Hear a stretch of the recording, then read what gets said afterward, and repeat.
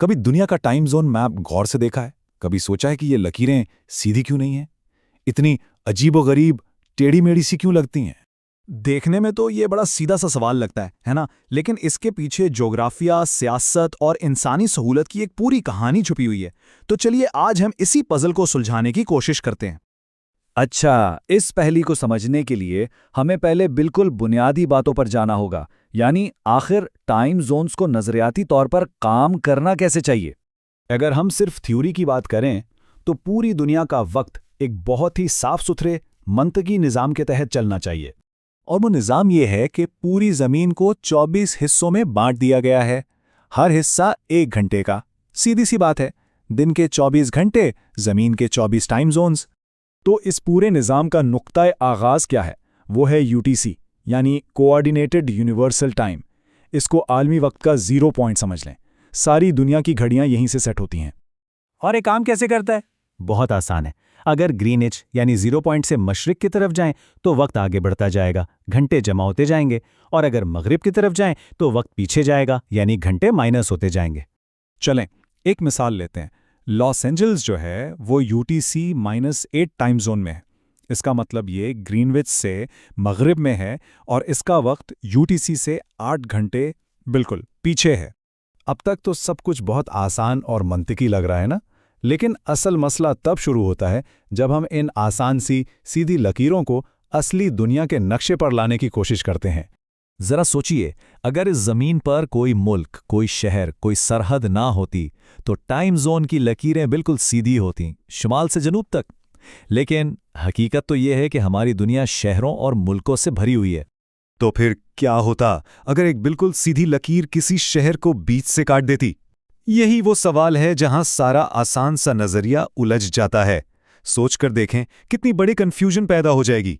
फर्ज करें फीनिक्स शहर है और एक लकीर ठीक इसके बीच से गुजर रही है।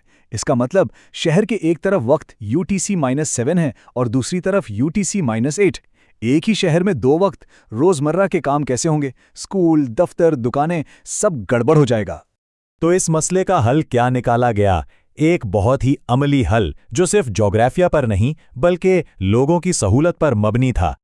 हल ये था कि उन लकीरों को सीधा रखने के बजाय उन्हें मुल्कों और इलाकों की सरहदों के साथ साथ घुमा दिया गया।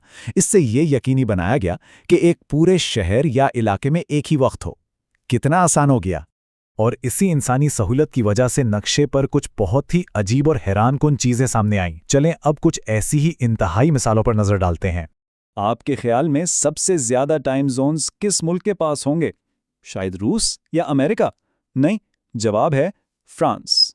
सही सुना, 12 टाइम जोन्स। लेकिन कैसे? फ्रांस तो इतना बड़ा मुल्क नहीं।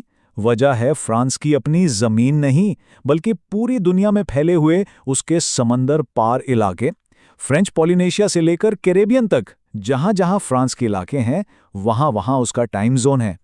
अब यहां पर एक बहुत दिलचस्प मवाजना देखें, फ्रांस और चीन का।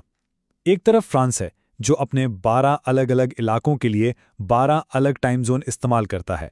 दूसरी तरफ है चीन।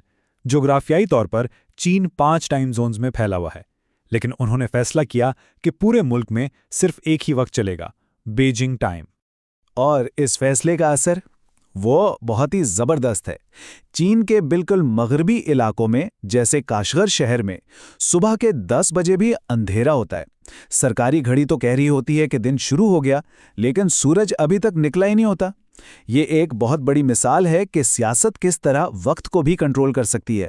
तो हमने क्या सीखा कि टाइम जोन्स की कहानी एक सीधे साधे साइंसी आइडिया से शुरू हुई, लेकिन फिर इंसानी ज़रूरत, सहूलत और सियासी फैसलों ने इन लकीरों को मोड़ तोड़कर ऐसी शक्ल दी जैसी वो आज हैं। तो ये जो नक्शा हम देखते हैं, ये सिर्फ जोग्राफिया का नहीं बल्कि इंसानी तारीख और सियासत का भी नक्शा है। और आखिर में ये सब कुछ हमें एक आखिरी और शायद सबसे बड़े सवाल पर छोड़ जाता है।